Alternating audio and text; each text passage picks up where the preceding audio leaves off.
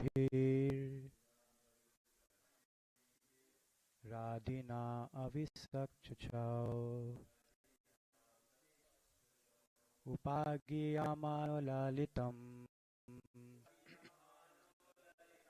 Tatra Tatra Chagayaka Kridan Pravitastibhir Radinim Avisak Suchao Upagyamano Lalitam Tatra Tatra Chagayaka Kridan Pravitastibhir Ridinam Avisak Chachao.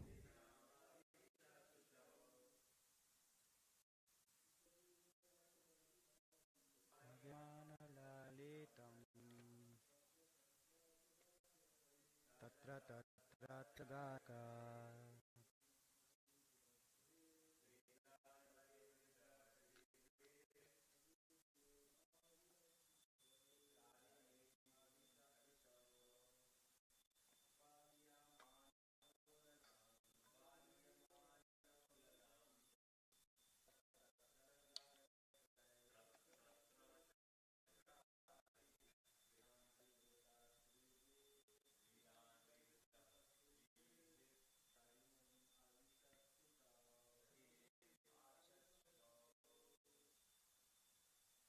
Mataji's synonyms. Upagya mana, being sung about. Lalitam, very nicely. Tatra tatra, here and there. Cha, also. Gayaka, by singers. Kridan, playing. Parivarta, surrounded. Stribhi, by women. Radinim, in the water of the river. Avisat, entered. Suchao, when it was too hot. Translation by His Divine Grace A.C. Bhaktivedanta Swami Srila Prabhupada Ki. Please hear. Many professional singers used to sing about the glories of King Purañjana and his glorious activities. When it was too hot in the summer, he used to enter a reservoir of water. He would surround himself with many women and enjoy their company. Purport. A living being has different activities in different stages of life. One stage is called Jagrata, or the life of awakening, and another is called Sapna, or the life of dream. Another stage is called Sushupti, or the life of unconscious state, and still another state is called after death. In the previous verse, the life of awakening was described. That is, the man and the woman were married and enjoyed life for 100 years. In this verse, life in the dream state is described. For the activities Purañjana accomplished during the day were also reflected at night in the dream state. Purañjana used to live with his wife for sense enjoyment, and at night this very sense enjoyment was appreciated in different ways. A man sleeps very soundly when he is greatly fatigued. And when a rich man is greatly fatigued, he goes to his garden house with many female friends, and there enters the water and enjoys their company. Such is the tendency of the living being within this material world. A living entity is never satisfied with a woman unless he is trained in the system of brahmacharya. Generally, a man's tendency is to enjoy many women, and even at the end of the life, the sex impulse is so strong that even though one is very old, he still wants to enjoy the company of young girls. Thus, because of the strong sex impulse, the living entity becomes more and more involved in this material world. Manglacharan. Om Agyanatimirandhasya Gyananjana Shalakaya Chakshurun Militam Yena Tasmai Shri Guruve Namaha Shri Chaitanya Manobhishtam Sthapitam Yena Bhutale Swayam Rupakadyamaham Dadati Swapadantikam Vandeham Shri Guru Shri Utapadakumalam Shri Gurun Vaishnavam Shri Rupam Sagrajatam Sahagana Raghunathanvitam Tam Sabin Savadutam Parijana Sahitam Krishna Chaitanevam Shri Krishna Dan Sahagana Lalita Shri Vishakhatam Hey Krishna Karuna Sindhu Dinabandhu Jagatpate Gopesh Gopika Kanta Radha Kanta Namostute Tapta Kanchana Gaurangi Radhe Vrindavaneshwari Rishabhanu Sute Devi Pranamami Hari Priye Vansha Kalpatarubhyascha Kripa Sindhubhya Evacha Pitam Pavanebhyo Vaishnavebhyo Namo Namaha Jai Shri Krishna Chaitanya Prabhu Nityananda Shri Advaita Gadadhar Shivasadi Gaur Bhaktavinda Hare Krishna Krishna Krishna Hare Hare Hare Ram Ram Ram Hare Hare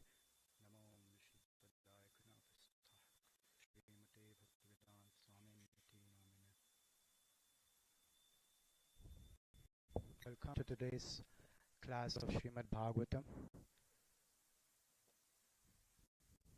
We can see here that King Purañjana is very much affected by enjoyment in this material world.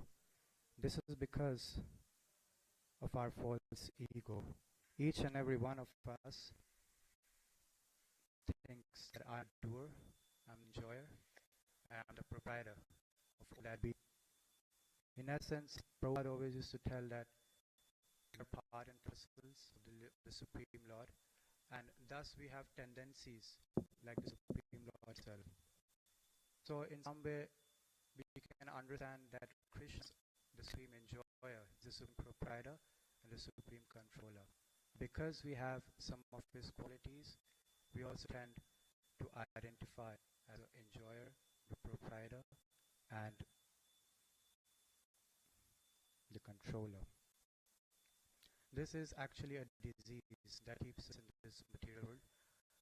When the living entity realizes that his existence is not to lord over, but rather to serve the Supreme Master, then that living entity serves the Supreme and gains highest transcendental bliss. But when that same jiva or the same living entity, when that living entity tries to lord over the material world, the sex impulse in the prominent enjoyment, then he gets more and more engaged in this material world. It is said that sex enjoyment is like itch, which the more you scratch, the more it's irritated, but just like an itch, you scratch it and it doesn't cure, rather it grows more. Similarly, the sex impulse, if indulged in, grows more and more and eventually leads to no satisfaction. Said that in Chaitanya Charitamrita, Krishna bhulya jiva bhogavansha kore, nikatare maya japatya dore. Maya is always along our side. As soon as we choose to serve Supreme Lord with full dedication, with full faith, Maya leaves us. But as soon as we slack a little bit, Maya is always there. We may think that we are living in the temple and we are doing all kinds of devotional activities and Maya is not there. But even in the temple, if you slack from devotional service, if you slack from remembering Krishna, slack from chanting your rounds, then Maya is there. It's in our own mind. It's always there as false ego. False ego being I'm the doer, I'm the proprietor, I'm the controller, I'm the enjoyer. The Bhagavad Gita 3.7 is said, Prakrite kriyamanani gune karmani sarvata ahankar vimura ama karta aham iti manyate. Which means that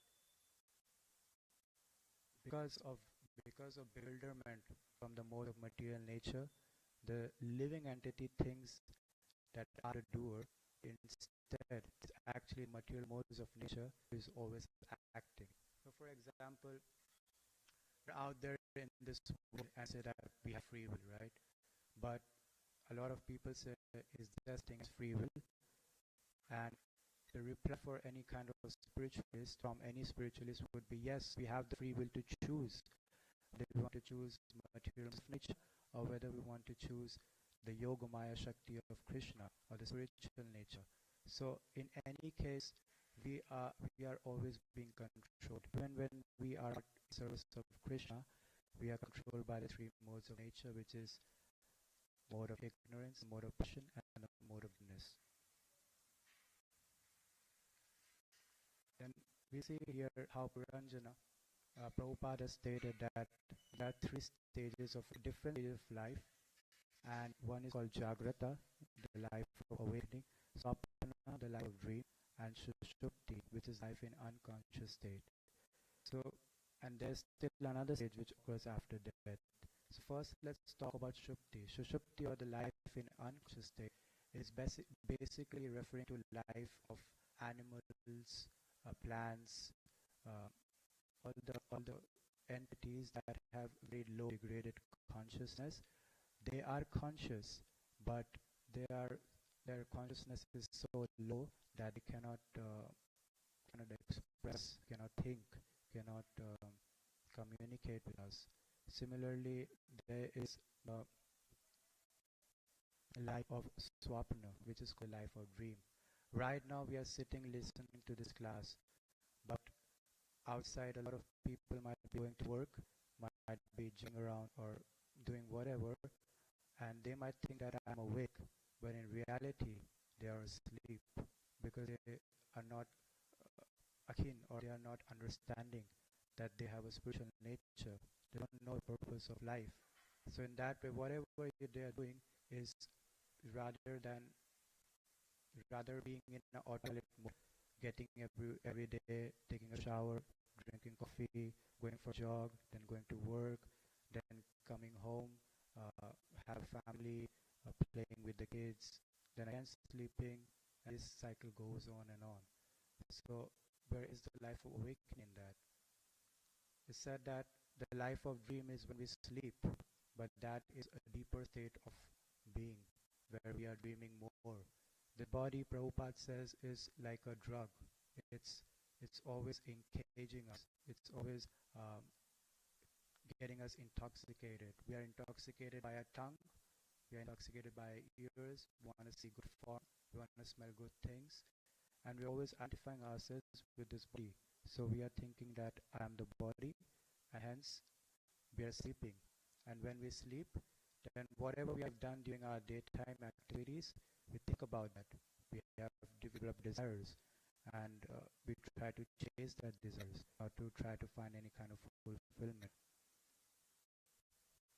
But the real awakening is Krishna consciousness. And when that Krishna consciousness awakens in a human being, that human being realizes that human life is very essential. And it has been time and again glorified in the scriptures how the human life is so glorious, so essential.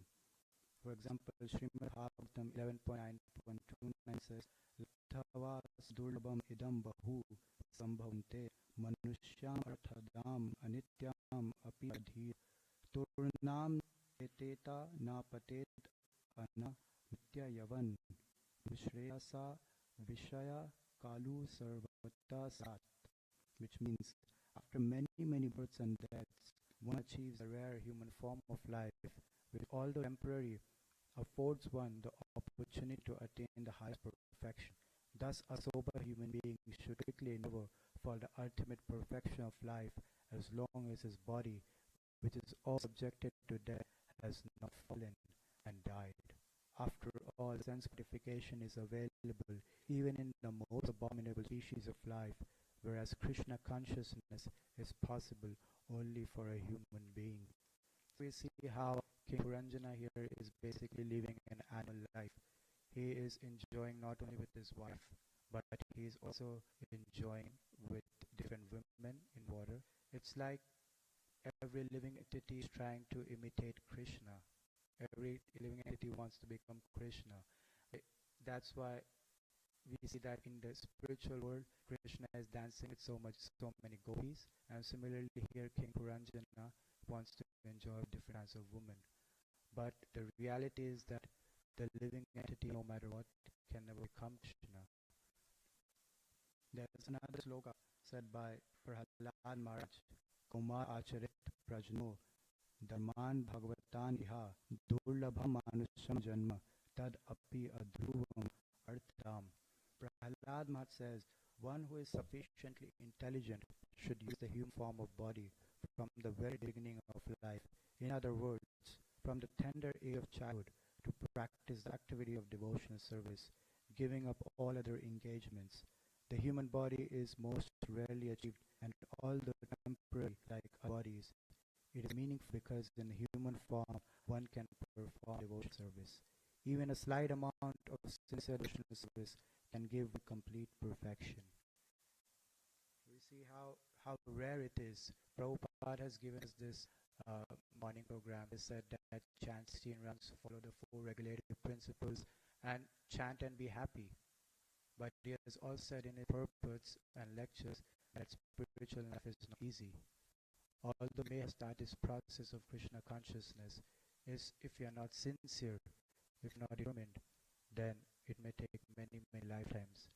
We read in the morning how chanting a holy name is effective, but at the same time, one may chant the holy name for many, many births and still will not get the Lord Krishna.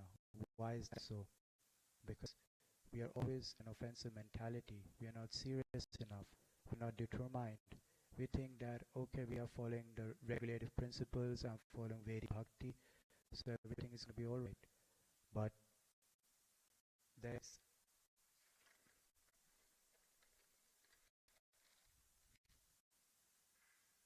but we should understand how it is important for us to actually advance in our spiritual consciousness.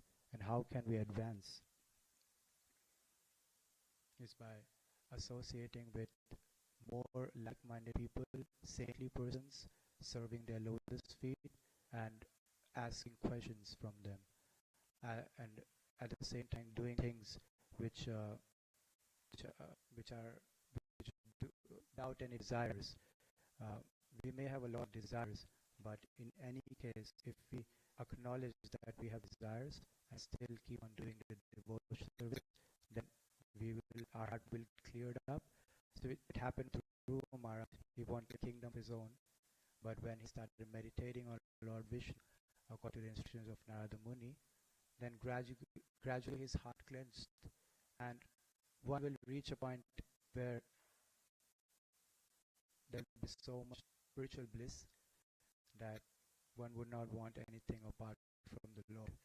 So one may ask, what is devotional service?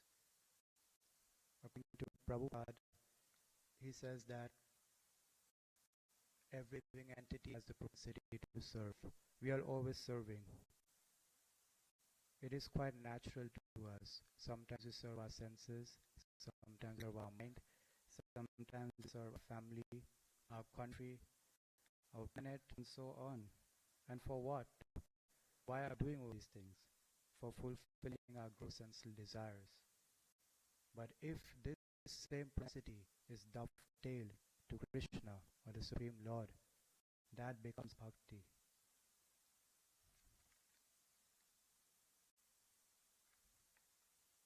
In Chaitanya Charitamrita Madhya Leela 22.108 and 109, there are two kinds of devotion practices that have been described. एक साधना विदुई प्रकार एक वै भक्ति राग अनुग भक्ति राग ही ना जाना भजे शास्त्रे आज्ञा वैधि भक्ति बलि तारे सर्व शास्त्र आया. There are two kinds of devotional practices. Sadhana bhakti, one is regulated devotional service, Vaidhi bhakti, which is regulative, and the other is spontaneous devotional service, which is called Raganuga bhakti. Both of them are sadhana bhakti. A lot of us sometimes think that only Vaidhi bhakti is sadhana bhakti, but even Chaitanya Charitamrita states that Raganuga bhakti is also devotional service or sadhana bhakti. All the scriptures have concluded that those who have not attained the platform of spontaneous attachment or raga to Krishna should perform Vedic bhakti under the guidance of Vedic scriptures.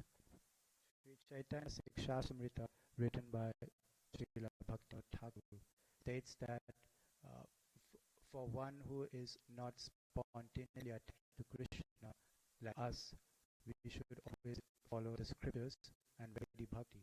And eventually, following it with a strong heart and determination, our heart will get cleansed and we will start feeling a spontaneous attachment to Krishna. That spontaneous attachment is a result of faith. Faith is the beginning of every kind of devotional practice, and faith is intrinsic to each and every living entity. When we take birth, our mother tells us that this is your father, and we accept it. Why? Because of faith. When we go to a restaurant and we order some kind of vegetarian food stuff, we have faith in that he will not put any kind of stuff, and we have it. When we take a plane and go someplace out in other country, we have faith on the pilot. He won't crash the plane. But that same faith is very soft in nature. This is why if somebody offers us a second option, for example, tomorrow there may be a new restaurant which may have 4.9 ratings, so we'll go there because our faith is not strong towards that particular restaurant or that airline. Similarly, in devotional service, there are two kinds of faith. One is called soft faith, and one is called strong faith. Strong faith is dृढ़. It is like a tree which cannot be shaken, cannot be cut down.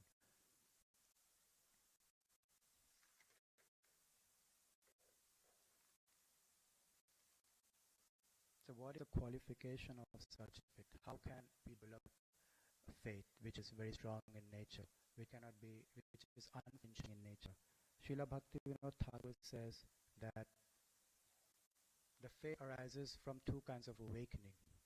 One is by becoming free from the bondage of existence, which is very hard. Unless one becomes free from the bondage of material existence, he's saying one after that one will develop faith. He's basically speaking about the Brahmavadis, those who have already cut off the knot of material nature and have realized the impersonal nature of the supreme truth. And then, because they are not feeling more rasa in their heart, then to look towards something else. For example, the four kumas. So they didn't had any faith before, but because of the association for pure devotee, Jai Vijay, they gradually developed that. But they were already out of material existence. They were pure jnani sannyasis.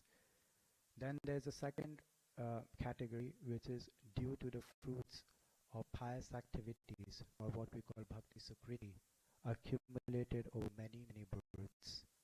So I remember in one of the lectures, some of the disciples were asking Prabhupada that we don't have any sukriti, so how come we are doing devotional service? And Prabhupada said, don't worry, I created your sukriti. So we can understand how merciful the pure devotee of the Lord. But although we may not have any kind of sukriti, but if we just keep on following his instructions, just keep on doing everything that is told with pure heart and determination, then we'll get the sukriti, which will cut off this material existence and invoke that raga in our heart, which is the spontaneous love. It's said in the scriptures that unless one comes to the level of prema, one cannot go back to Godhead and get his roop, which is eternal identity. As a matter of fact, each and every one of us, whether we are a devotee or a non-devotee, is searching for identity. There's an identity crisis out there in the world.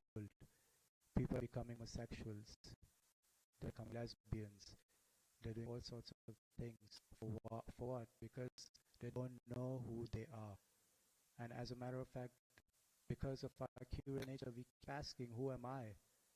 But because we don't have the pious credit with that, we fall back to stuff which is not permanent.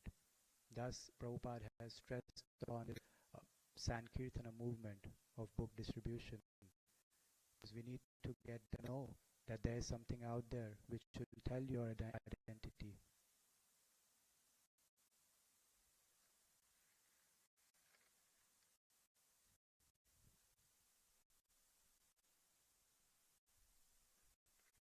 And many people are, because they are in the material world, so many people have a lot of material desires, which is quite obvious. But Krishna does not say that you leave all material desires. He does not say you become a Nishkam Bhakti Yoga. Or he does say Sarvaman Parityajamam, but before that he spoke the whole Gita to tell us that you climb up this ladder. Similarly, there are quite a lot of verses in Srimad Bhagavatam where one can have desires, material desires, but still be engaged in Krishna's service. Srimad Bhagavatam 2.3.10 speaks, Akam sarva kamo moksha kama darahi tivrena yogena yajeta purusham param. When a person, whether a person has no material desires, all material desires, or desire liberation, if he is intelligent, he should worship the Supreme Son with intense bhakti yoga. That is the main key thing to understand, that we have to be intense in our devotional service. Dhruva Maharaj was so intense that he got the darshan of God in 6 months. In the material world, the karmis are so intense with the work that they wake up just like us at 4 a.m. in the morning. They go for a jog, they drink coffee and go to office because they have that dream, ambition. So we being spiritualists, we should make the effort, because if in the material success is so hard, then we can imagine how hard it is for the spiritualists.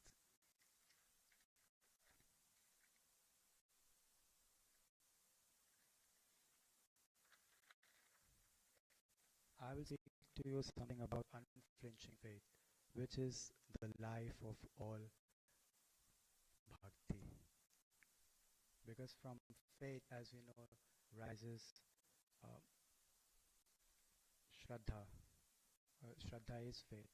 From Shraddha rises Sadhu Sangha. From Sadhu Sangha rises Bhajana Kriya. From Bhajana Kriya rises Artha Nivritti. From Anartha Nivritti comes Nishtha.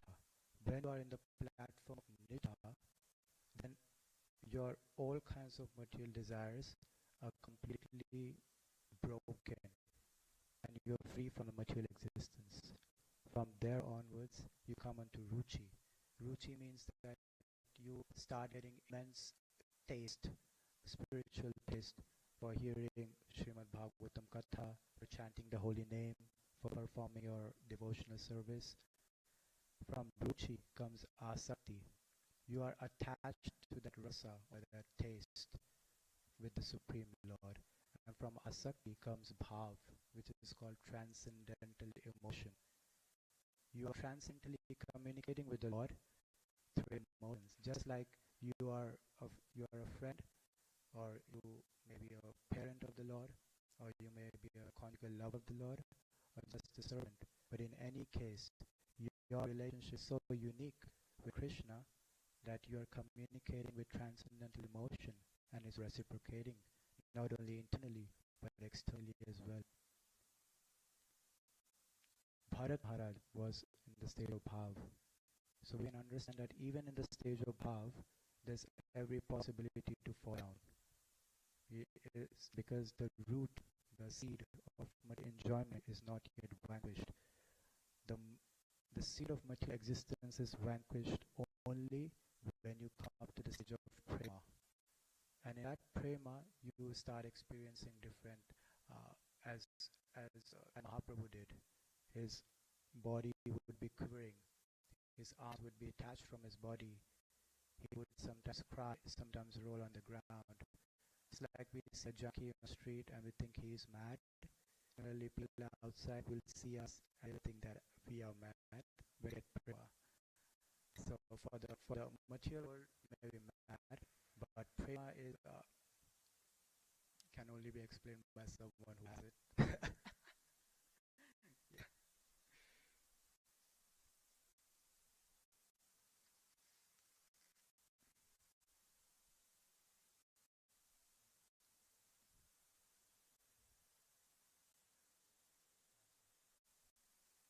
Yeah, coming to the point of unflinched faith, I'm just going to read an excerpt from Sri Chaitanya Sikshastamrita. By accumulation of pious activities related to devotional service, bhakti sukriti, jiva becomes pleased, and this gradually leads to sadhana, manifesting from the eternal nature of the soul itself in the form of nitya dharma. It's said that Krishna prema is our nitya dharma, and that nitya dharma is only that we need to be endeavoring for. Where a lot of us do devotional service and we don't understand the goal for it. Some people say that I want to go to Golok Vrindavan. Some people say that I want to take birth after birth to serve Mahaprabhu, serve Srila Prabhupada. But the main goal is Krishna Prema. If you get that Krishna Prema, then you can totally understand that wherever I am, I'm okay. I can serve in this world, I can go to hell, or I can even go to whatever Krishna desires, whatever Prabhupada desires. If self-manifesting Shraddha awakens very powerfully in the heart of a fortunate jiva, then begins traveling on the path of spontaneous devotional service, which is called Rag Marga. If that faith in you is so strong that it automatically manifests in your heart because of your pious activities, credits, or because you are detached from this material world, then that faith itself is the guiding force. He fearlessly travels on the path of deep love for Sri Krishna and becomes qualified for full spiritual perfection.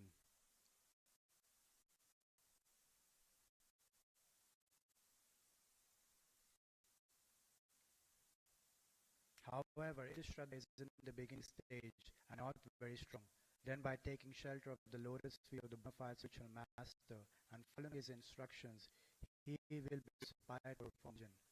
By performance of this bhajan, his Shraddha will be gradually transformed. This will become unflinching and he will attain the zero path. Shraddha is characterized by faith in the words of the spiritual master and the scriptures. Then it is absolutely necessary to follow the scriptures in a regulated manner. So what we are doing right now is following our spiritual master's instructions so that we can come up to the level that we are spontaneously attached to the service of Krishna. So that we don't have to beat ourselves up to wake up in the morning or chant Hare Krishna 16 rounds. We are spontaneously attached to it.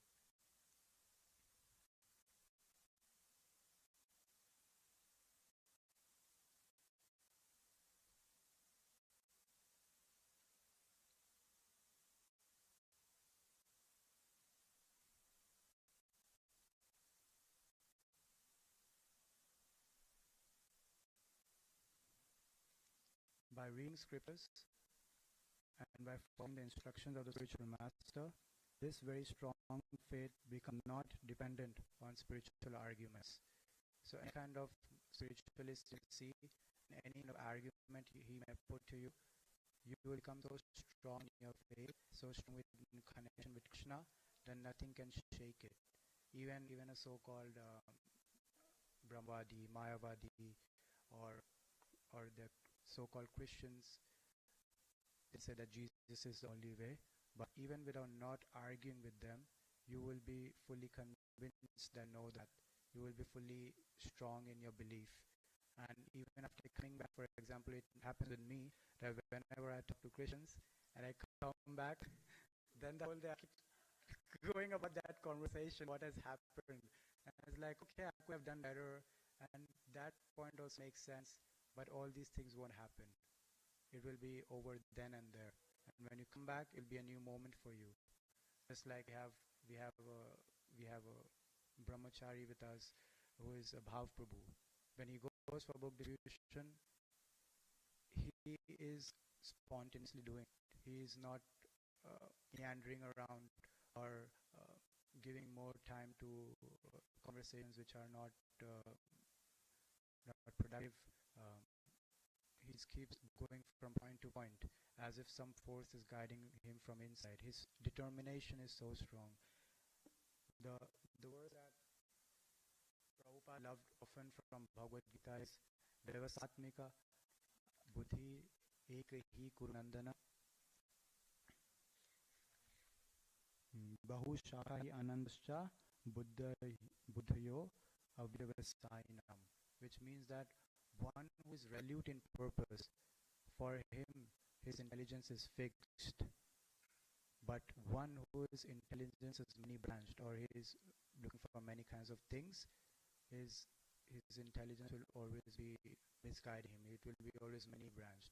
But for spiritualists, it's always focused on one point, that is service of Krishna, and that is how what we learn from great acharyas like Srila Prabhupada, Bhaktisiddhanta Saraswati Goswami Prabhupada.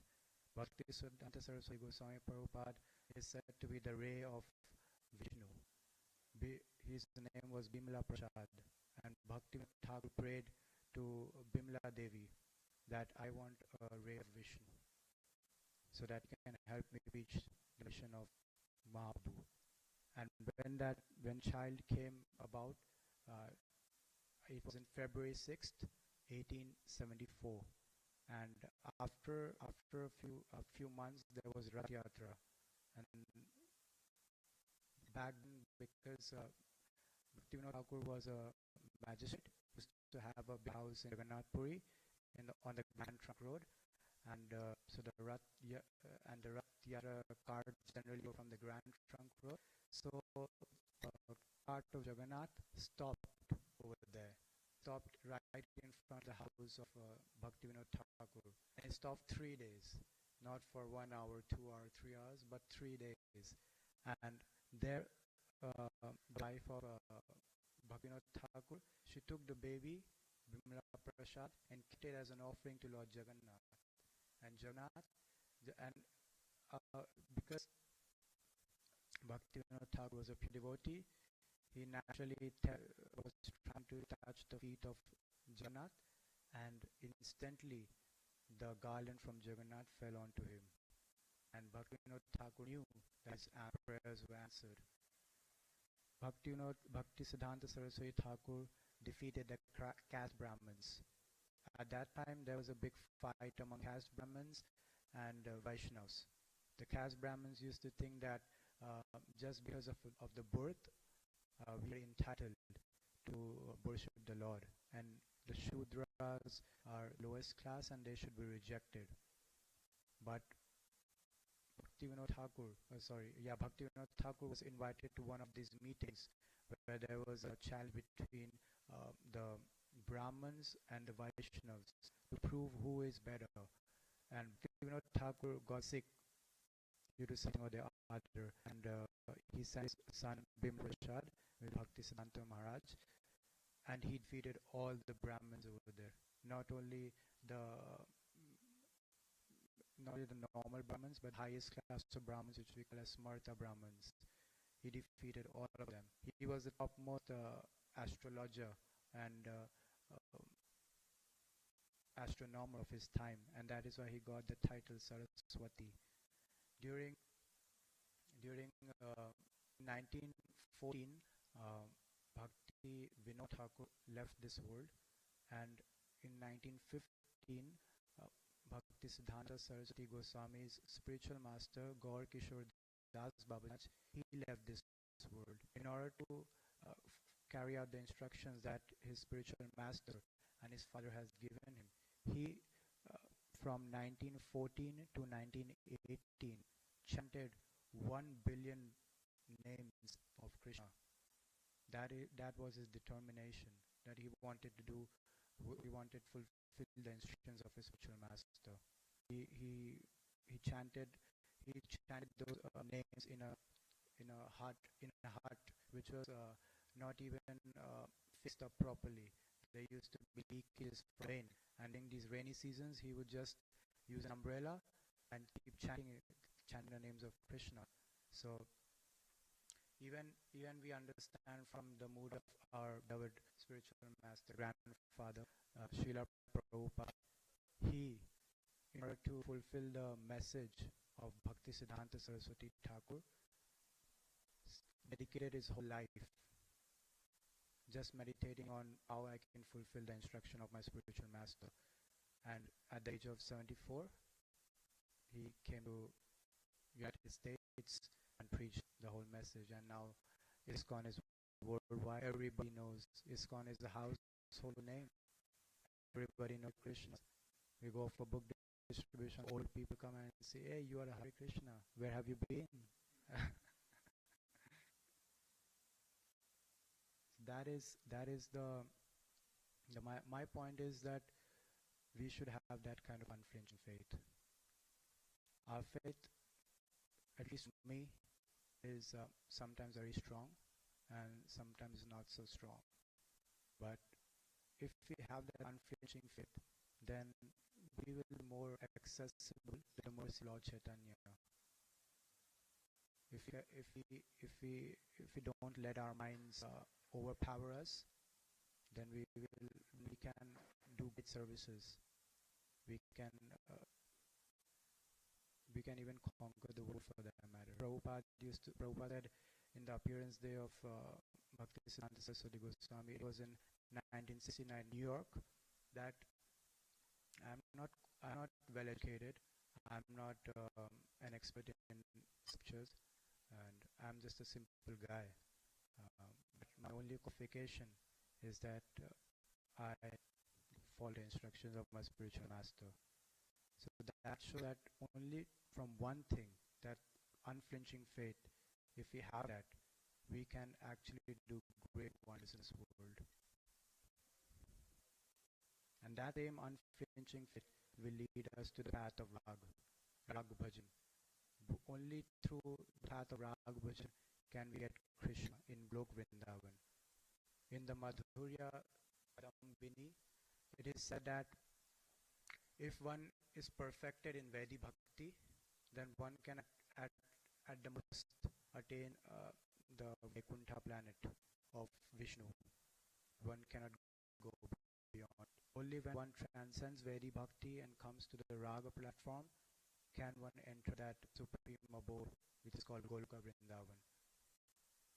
And Rag means that you have to give up all kind of designations, all kinds of rules are meant to be broken. Have you heard that? So rules are there for us to be in order. But once we are in order, and once we have attained that spiritual platform, then comes time to break it. And when we break it, then we unshackle the chains of this material world. Krishna himself descends in this material world. We cannot act like Krishna, and that's why we are following the Vedic Bhakti. But he comes and breaks all the rules. He comes and establishes that I am the Supreme Lord, and one should surrender all kinds of things. Sarva dharman parityaja mam ekam sharanaja ham tvam sarva papebhyo mokshayashyami masucha. Krishna himself is saying in Bhagavad Gita, Sarva dharman, every kind of dharma. But that is the topmost level. We cannot just from the point of, oh, I'm the spirit soul, I'm this body, realize that I need to give up everything. Gradually progress to the spiritual ladder and realize that, yeah, now has come the point. Even I was hearing Jayapada Swami Maharaj saying this, that, and even Prabhupada used to say that if something is becoming an obstacle to devotion and you're not doing something about it, then that means you're doing spiritual suicide.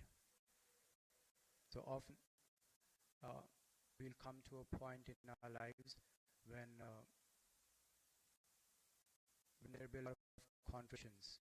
Just like Prabhupada, when he wanted to establish ISKCON Society for Krishna Consciousness, there were a lot of God brothers who demotivated him, who were not happy with what he was doing. And although he was asking all kinds of help, he was not getting it. But still, he transcended that limit. He came out of the Gaudiya Math, and then he established the ISKCON, because that was the thing to do for him.